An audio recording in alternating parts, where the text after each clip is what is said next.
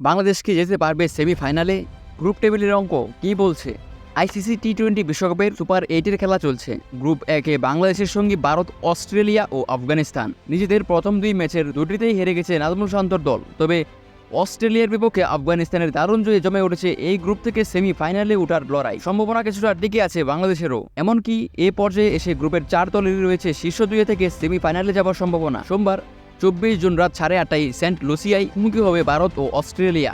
পরদিন গ্রুপের শেষ ম্যাচে সকাল 6:30টায় সেন্ট ভিনসেন্টে বাংলাদেশ লড়বে আফগানিস্তানের বিপক্ষে। এই দুই ম্যাচের ফলাফল ঠিক করে দেবে এই গ্রুপ থেকে সেমিফাইনালে যাবে কারা। যদি ভারত ও বাংলাদেশ জিতে তাহলে এই দুই দল 6 পয়েন্ট নিয়ে গ্রুপের শীর্ষ থেকে সেমিফাইনালে উঠবে ভারত। তবে অন্য 3 দল বাংলাদেশ, আফগানিস্তান, অস্ট্রেলিয়া পয়েন্ট হবে সমান 2। সেক্ষেত্রে নেট রান রেটে নির্ধারিত হবে গ্রুপের দ্বিতীয় দল। রান রেটে এখনও কিছুটা ভালো অবস্থানে রয়েছে অস্ট্রেলিয়া। তারা ভারতের কাছে যত কম রানে হারবে অন্য দুই দলের কাছ ততই কঠিন হবে।